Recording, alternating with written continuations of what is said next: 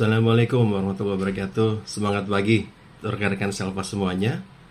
Kali ini saya akan sharing sedikit tentang 11 fondasi dari sebuah sales process. Dan ini adalah konsep yang sangat-sangat basic, di mana ini sangat bermanfaat dari level salesman, supervisor, manager, hingga sampai level direktur. Kalau teman-teman salah dalam memahami atau tidak menguasai 11 proses ini, maka kedepannya akan sulit sekali bagaimana kita menggarap industrinya, menggarap marketnya, kemudian menentukan nanti strategi kedepannya seperti itu. Nah, ini adalah suatu hal yang sangat penting bagi rekan-rekan semua sahabat Salesforce untuk memahaminya. Baik, inilah 11 fondasi dari sales process. Yang pertama adalah prospecting. Nah, tahapan ini adalah tahapan yang sangat krusial, betul-betul penting, karena ini relate dengan apa yang biasa teman-teman dari departemen marketing buat, yaitu segmenting, targeting, positioning. Kemudian dari 4P sampai 7P, kalau misalnya service marketing dan sebagainya. Jadi, ketika kita buat prospecting, kita kemudian akan menuju leads atau kita akan menjangkau orang-orang yang memang sesuai dengan target market kita. Jadi jangan sampai salah kita mencari atau mengulik, mengeksplor target-target market yang akan menjadi calon prospek kita, calon customer kita, atau calon consumer kita. Ini yang paling penting. Jadi dalam prospecting ini adalah proses yang sangat penting yang menentukan nanti strategi berikutnya. Bagaimana nanti teman-teman akan mengarahkan diri ke canvassing, ataupun smart canvassing, dan sebagainya.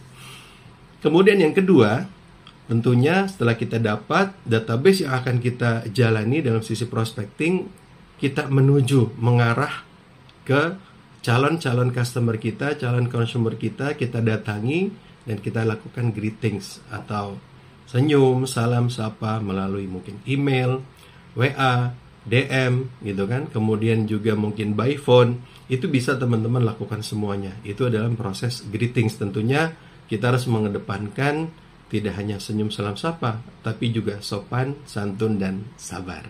Kemudian yang ketiga adalah consulting, product consulting. Apa maksudnya? Nah, ketika kita menghadapi konsumen tadi gitu kan, ini kan relate. Kalau tadi kita greetings, kaitannya dengan soft skill, terkait dengan 7 kunci Salesforce kemarin gitu ya, untuk sukses. Jadi setelah greeting, kita kemudian consulting.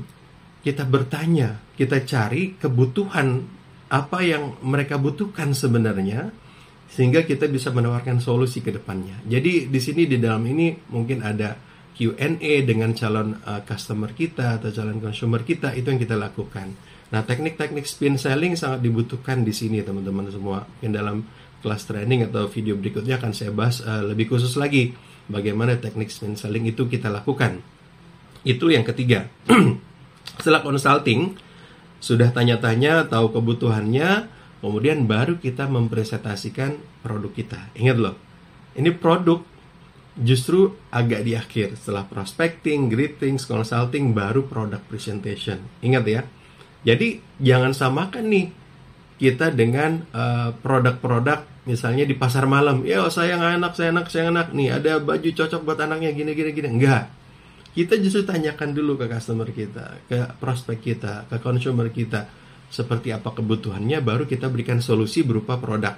Nah, kemudian kita presentasikan produk kita dengan apa? Dengan konsep FAB gitu kan, feature, advantage, kemudian benefit, dan evidence. Dan juga mungkin dengan konsep-konsep unique selling proposition dan sebagainya. Itu yang harus teman-teman lakukan. Ingat, jual diri Anda dulu, tanda kutip gitu ya. Kemudian bersopan santun ria, cari kebutuhannya, baru kita presentasikan produk. Selalu lakukan seperti itu. Wajib hukumnya ya, buat teman-teman lakukan itu. Kemudian yang kelima adalah product demonstration. Nah, kalau di berbagai industri ini istilahnya beda-beda. Ada yang memang product demonstration atau demo produk. Misalnya kalau di farmasi itu kita lakukan demo produk. Misalnya kita jualan alkes gitu kan. Atau kita jualan syringe, suntikan. Kita kasih tahu ini caranya nih ngambil darahnya. Misalnya untuk syringe untuk ngambil darah. Atau misalnya untuk menyuntikkan bagaimana caranya, itu demo produk namanya. Tapi kalau di industri lain seperti di MLM ada yang namanya product demonstration juga atau product presentation yang disebut juga dengan party atau ya demo produk. dalam party itu, dalam suasana demo produk yang disetting sedemikian rupa sehingga sangat menarik dan memancing orang untuk membeli. Kalau di dunia otomotif sangat common, sangat biasa dengan istilah SPWA. SPWA itu apa? Six Position Walking Around. Jadi keliling mobilnya, misalnya dari depan, sisi kanan, sisi kiri, kemudian sisi belakang, kemudian masuk ke dalam ruang kabinnya, kemudian membuka engine hoodnya, lihat mesinnya.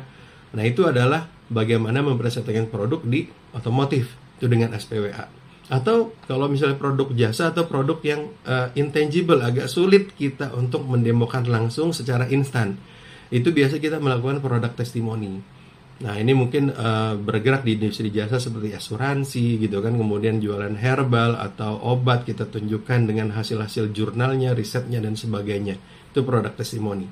Nah, ini adalah poin kelima dalam 11 fondasi sales process. Nah, poin keenam adalah setelah mereka tahu itu, tentunya mereka tanya-tanya nih tentang harga. Harganya berapa, mekanisme pembayaran gimana gitu. Nah, inilah offering harganya, kita tawar-menawar di sini. Ini butuh skill lagi nih untuk effective negotiation ya kan. Mungkin kita bahas di video selanjutnya, atau kalau teman-teman mau lebih dalam bisa masuk training kita di MTS Learning. Kemudian kita berikan quotation, tawar-menawar dan sebagainya. Itu something normal, negosiasi, tawar-menawar. Kemudian tahapan ketujuh adalah tahapan closing atau deal, negotiation seperti itu. Jadi setelah udah deal, barangnya mau seperti apa, mekanisme pembayaran seperti apa, kuantitas barangnya gimana, kualitas barangnya seperti apa, gitu kan. Nah, ini hal-hal yang ketika kita closing kita tulis dalam dokumen-dokumen deal atau perjanjian atau PKS atau MOU dan sebagainya, teman-teman. Oke. Kemudian tahapan ke-8 adalah sales order management, di mana semua tadi ya, administrasi, dokumentasi itu diperlukan. Dokumentasi untuk pembayaran, skenario-nya nanti seperti apa, kemudian delivery-nya seperti apa dan sebagainya, teman-teman. Itu ada sales order management di tahapan ke-8. Di tahapan ke-9 ada delivery produknya. Kita mengantarkan produknya. Nah, bagaimana kita mengantarkan produknya tentunya beda-beda gitu ya. Ada produk-produk yang memang consumer goods langsung bisa diterima gitu ya. Nah, ini yang kita ajukan adalah bagaimana kesannya dalam menyampaikan produk tersebut, mengantarkan produk tersebut. Ini penting sekali. Hal yang menarik adalah kita belajar dari otomotif, biasanya mereka suka kasih suatu event, ada happening atau apa, misalnya ini untuk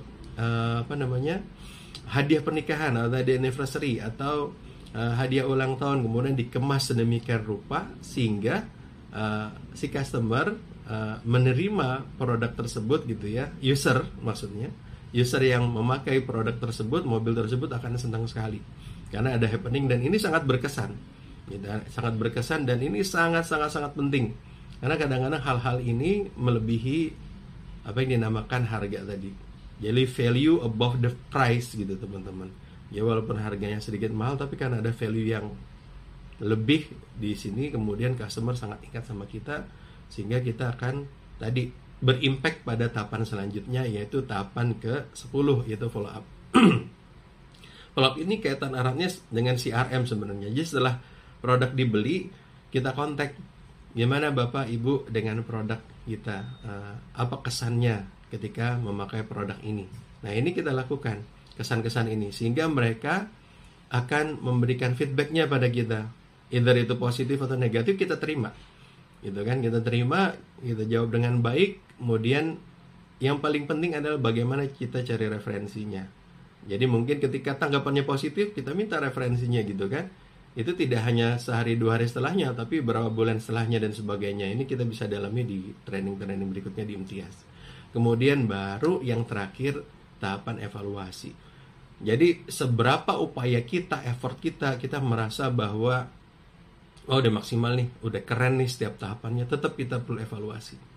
Karena semua tahapan ini perlu dievaluasi. Kemudian mungkin kita rejuvenate lagi, kita perbaiki lagi. Nah, kadang-kadang dari sisi evaluasi ini kemudian timbullah inovasi-inovasi, mungkin dari sisi proses, dari sisi customer, kemudian dari sisi produk dan sebagainya. Ini sangat penting kita lakukan, rekan-rekan. Jadi jangan lupakan 11 fondasi. Ingat loh, fondasi. Ibarat bangunan ini fondasi yang mengakar. Kalau fondasi tidak mengakar, bangunannya tidak akan kuat menjulang tinggi hingga ratusan lantai.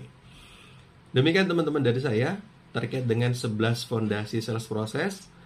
Jangan lupa subscribe, like, dan tekan tombol notifikasinya, dan jangan lupa juga untuk memberikan komen sehingga saya bisa terinspirasi nih apa nih nextnya yang bisa kita bahas untuk teman-teman semuanya. Jadi terkait dengan dunia sales, marketing, dan sebagainya.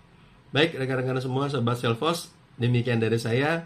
Wassalamualaikum warahmatullahi wabarakatuh. Semangat pagi, sukses semuanya ya rekan-rekan semua. Bye-bye.